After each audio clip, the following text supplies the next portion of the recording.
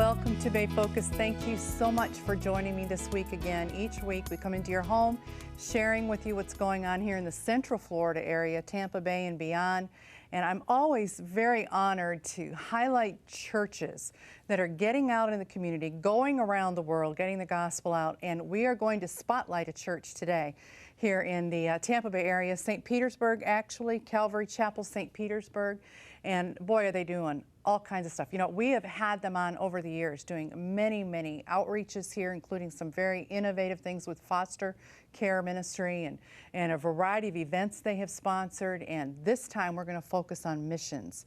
And they do so much with missions around the world and also here at home. And we have with us today, we're going to devote the whole show to this. So if you don't have a church home and you're looking for one, you want to find out a church that's doing some different things to get the gospel out, this is a show you want to watch too. And Calvary Chapel, to represent them today, is Pastor Art Dykstra, and he is the Missions and Outreach Pastor. Thank you so much for coming back on. It's been some years since we've had you on the show, but you're always going and doing something, traveling, probably on a plane, you know, many times. And then you brought with you Michael Thornhill. And Michael, you want to stay tuned. And Michael, thank you so much for coming. Absolutely. What a testimony you have. Incredible testimony on how he met the Lord.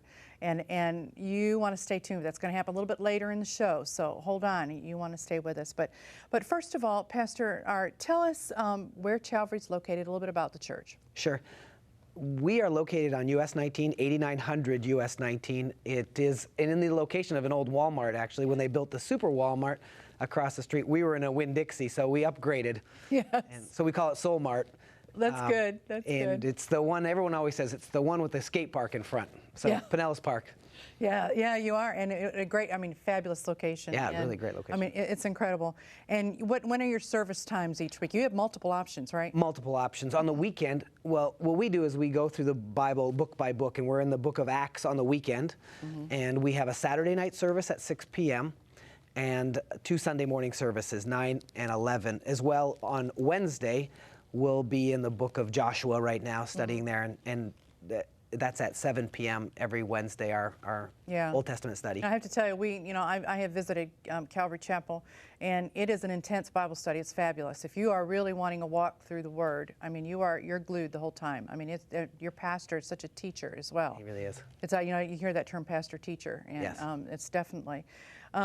Okay, let's talk about what you do with missions, because we're going to be showing some things in just a moment too, some pictures.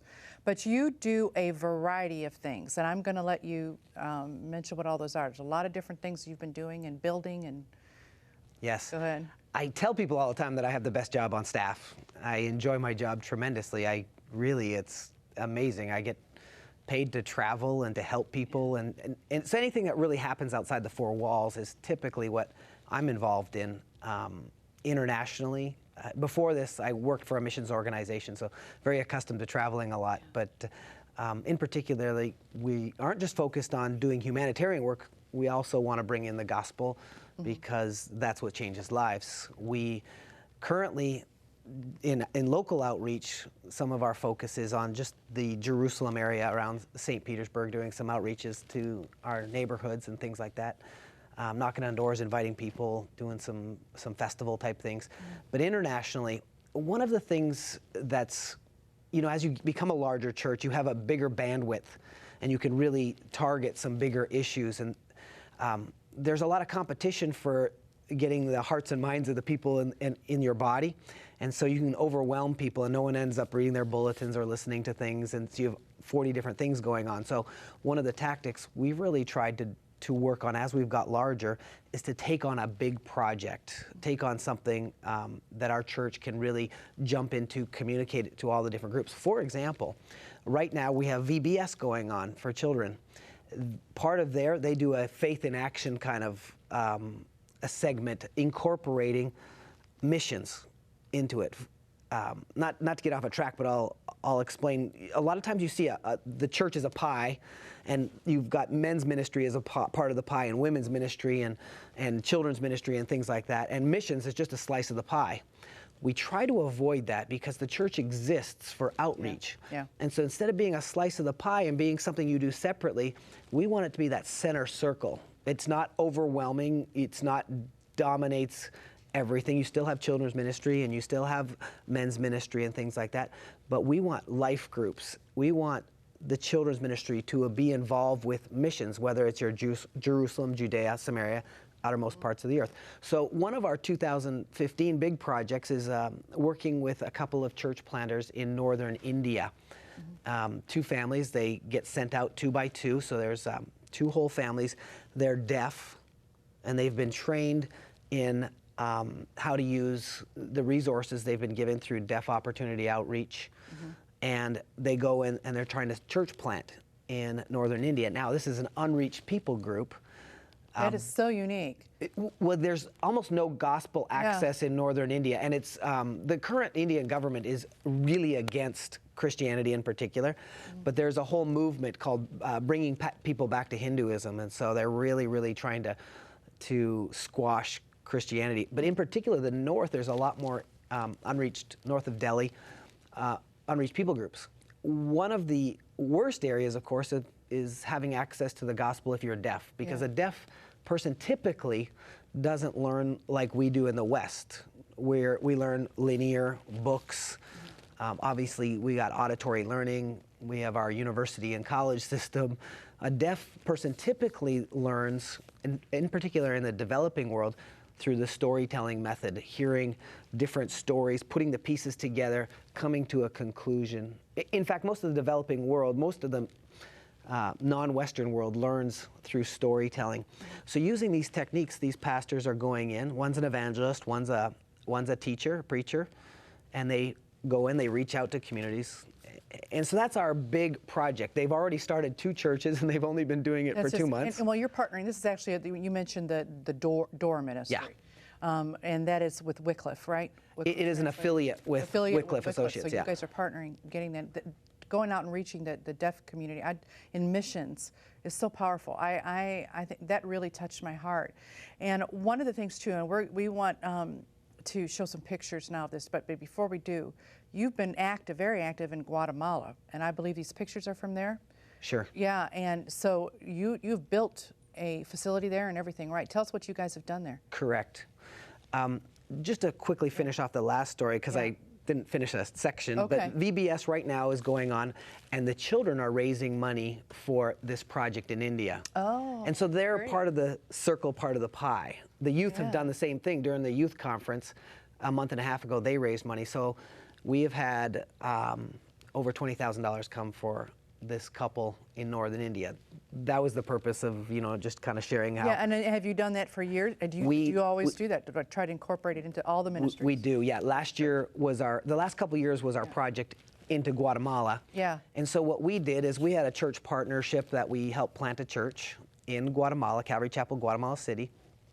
We started a child sponsorship program out of that in the mountains outside of Guatemala City, incredibly poor area, and kind of cascaded along there. We had this vision that, man, the local pastor and I, that we would start a Bible school at some point, a practical Bible school, not a school of theology so much as, hey, let's take a look at what the Bible says, what our response is, raise up Christian leaders to plant churches.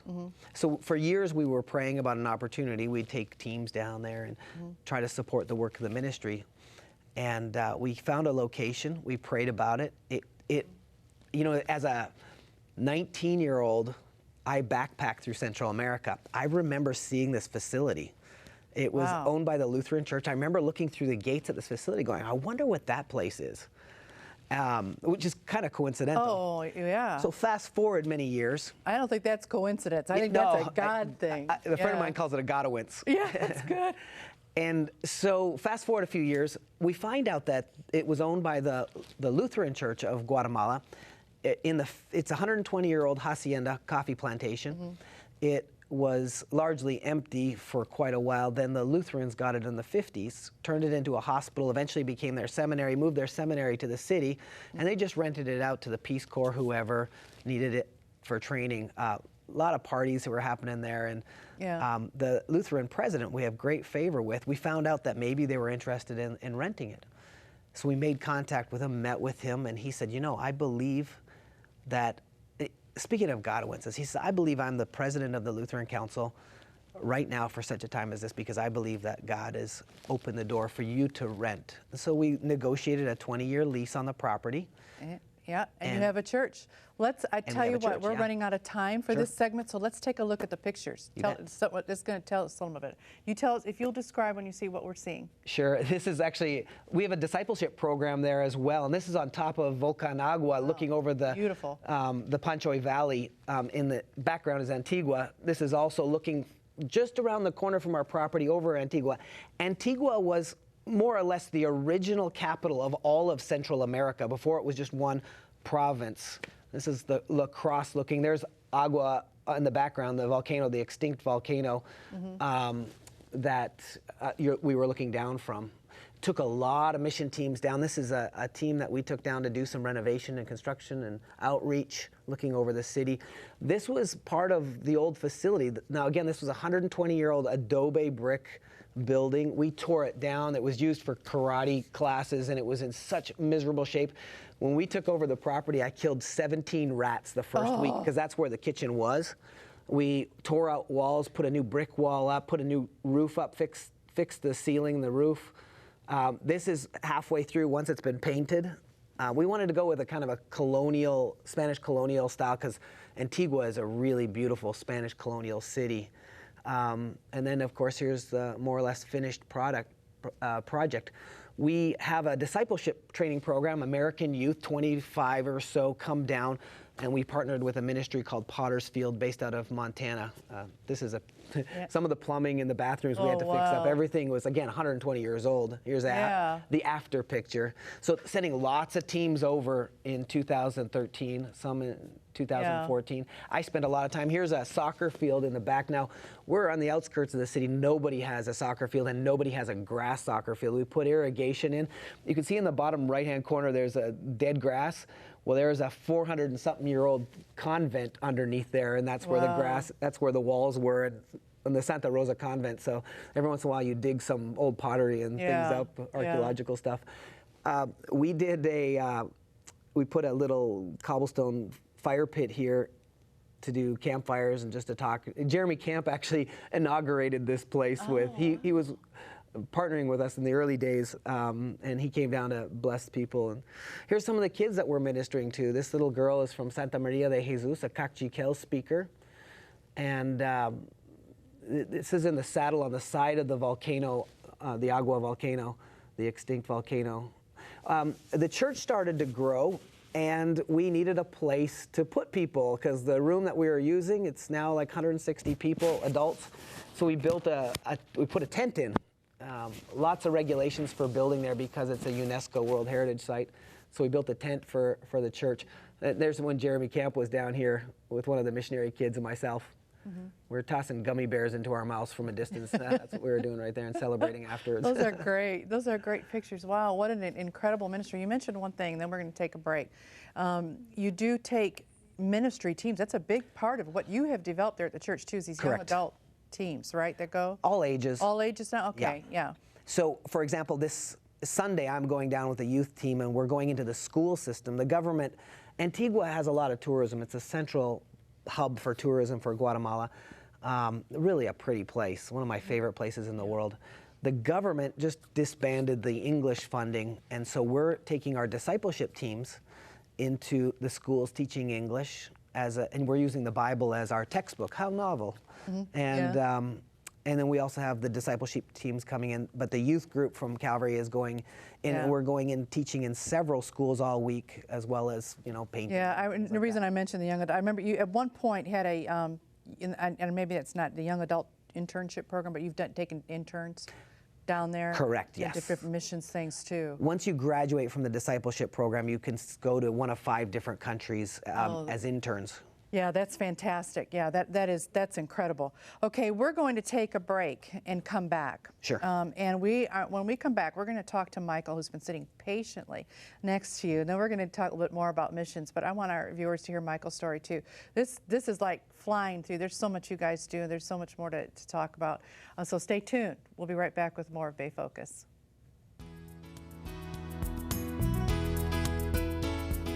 Calvary Chapel St. Petersburg is located at 8900 U.S. Highway 19 North in Pinellas Park, Florida. To contact the church, please call 727-577-7705 or send an email through the church website at calvarystp.org. You can also find Calvary Chapel on Facebook, Twitter, and YouTube.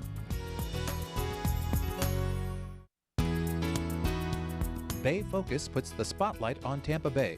Join host Darlene Greenlee as she takes a look at the people and events reaching our Central Florida communities with the gospel. Plan to watch Bay Focus Wednesday mornings at 11:30 and Thursday nights at 7 right here on your CTN station.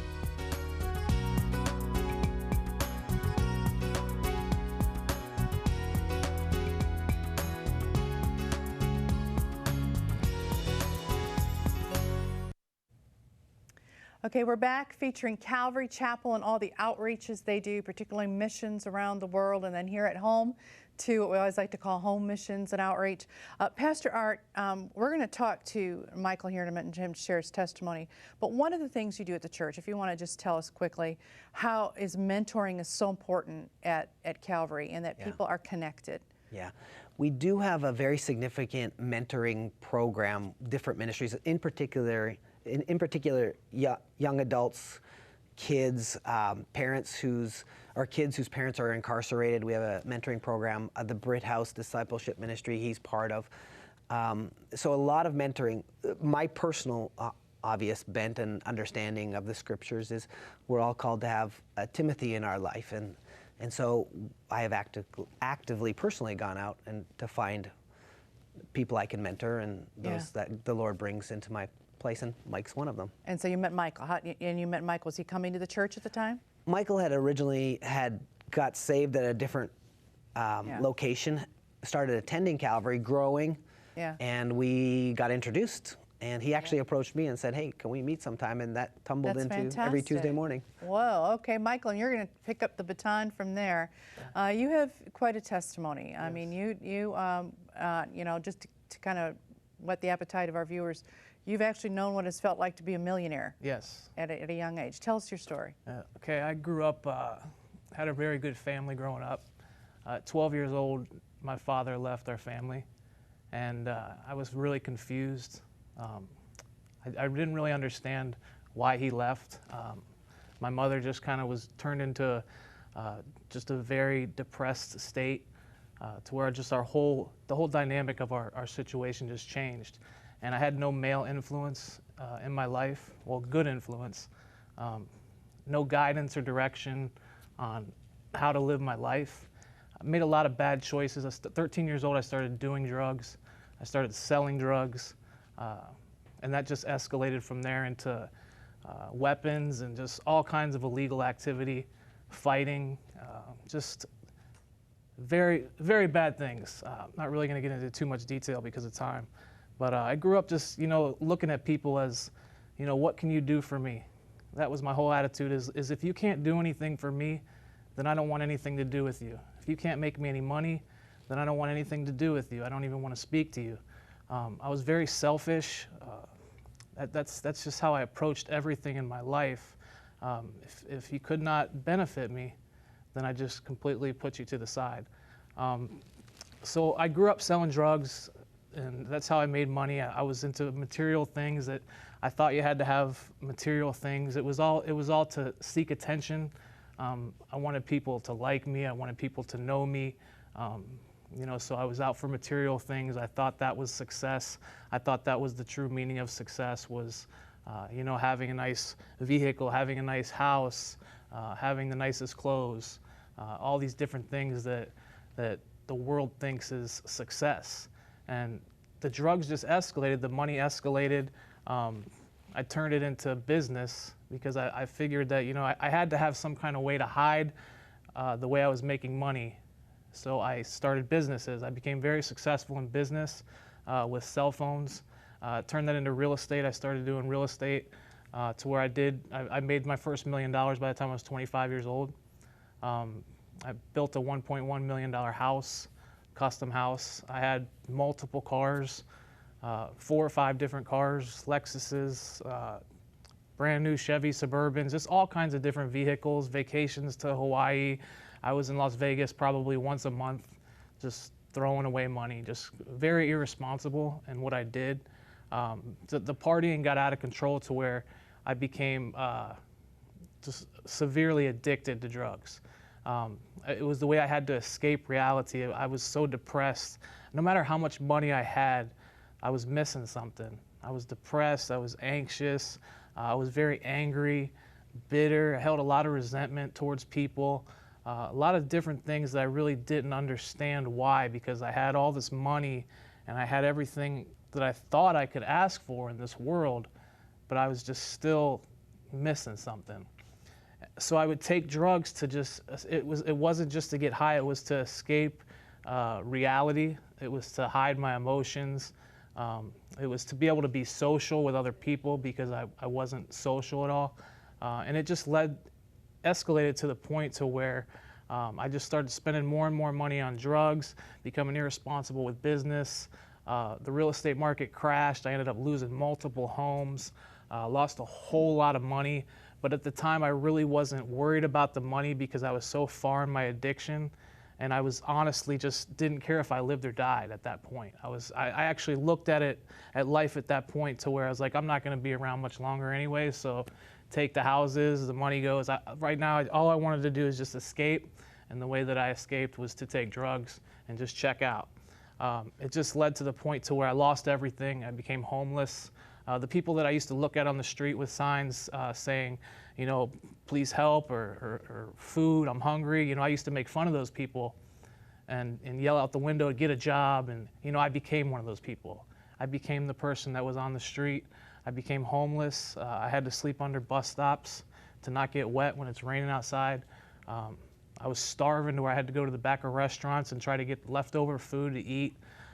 So I lost everything, and it took me to a state of absolutely nothing. I burnt every bridge. Nobody trusted me. I burnt all bridges, even with family and friends. Just nobody wanted to be around me. And I just lived that way on the streets for years. And there was one day where I was like, you know what, this is it. I'm done. And I just took a large amount of drugs, and I overdosed. I went to the hospital. But I survived the overdose. Still didn't think anything of it. I just kept doing drugs. And then one day I said, that's enough. I tried it one time, I tried it again. And this time I knew I took enough to where I was done. I went to the hospital. I actually died in the hospital and woke up to people praying for me, people just crying around me that I had no idea who these people were. You know, it was just an unbelievable experience that I've never felt before. Unconditional love of people not wanting anything in return from me, that wanted to help me, that were just cared about me. It was showing me just love that I'd never experienced. And they checked me into a faith-based recovery program, you know, to where it's the first time I really started going to church. I went to church probably in a month more than I went in my entire life. You know, I remember laying in bed one day, just crying, saying, Lord, you know, please help me. Save me. You know, if you're as real as these people say you are, you know, prove it to me. You're going to have to show it to me. And I was laying in bed just crying. And I woke up the next morning and I just had absolutely no desire to do drugs anymore. I had no withdrawal. I had the most unbelievable peace come over my body to where I knew everything was going to be okay. It was just a comfort that I had never experienced before. It was amazing. And he replaced the desire with drugs with the desire to know Jesus. And instead of waking up and manipulating and lying and worried about how I'm going to get a fix, it's like I wake up every day now and it's all I want to do is learn more about Jesus. And it's just completely over time changed my life to where now I look at you and it's not about what you can do for me, it's what can I do for you? Yeah. You know, how can I help you? How can I benefit your life? Just everything about me, you know, I used to, you know, had a filthy mouth. My language was just terrible. You know, now and I don't even try to do it. I don't curse anymore. And it's nothing that I did. It wasn't from getting up and making my bed in the morning or, you know, just any kind of stuff like that. It's just being in the Word of God you know, just over time, and still just completely transforming my life. It's just absolutely amazing. You know, I'm just so thankful for Jesus Christ. Yeah, Michael, I'm going to have to, because of we're running out of time, jump in here. This is so inspiring, and obviously, I am quite sure you're no longer homeless. No. And God has provided for you on that account. Yes. And connected at Calvary. Absolutely. Thank you so much for your transparency in sharing this, and just to see the full gamut here. I mean,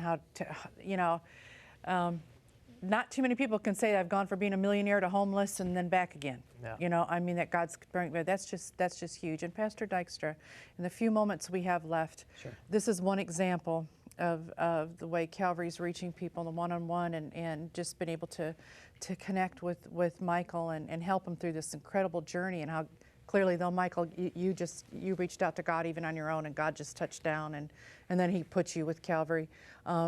If we have viewers watching right now and they want to know how they can connect with Calvary and connect with some of the things you are doing, what's the best way? How can they get connected at Calvary, or find out how they can be a part of what you're doing? Sure. You know, one of the easiest ways is to come to a connecting dinner. Yeah. We have a Get Plugged In dinner every 3 or 4 months. Our next one is in September. That's the easiest thing. But we also have these people called connecting coaches. So you can call in and request an appointment with one of them. Meet with Kathy Lee or myself to help kind of get plugged in and involved in the body. We're all called to be part. We're not called to be isolated. If you go to Africa, who's the lion going after? He's going after the weak and the isolated. And Mike was one of those guys. He was both of those.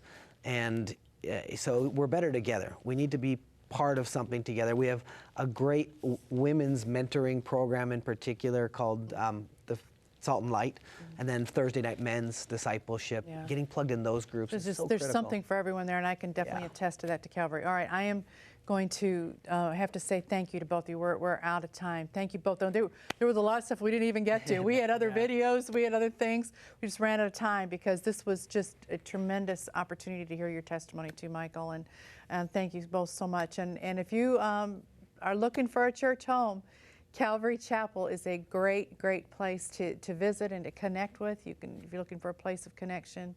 And I hope you were touched too with Michael's testimony, just to see what God can do. Amen. A life that has hit rock bottom, that knew everything that the world had to offer, but it didn't own up to much. In the end, God is the one that came in and gave him the peace and the joy and the sense of self-worth and everything that he needed and was looking for. God is able, and he's on the throne.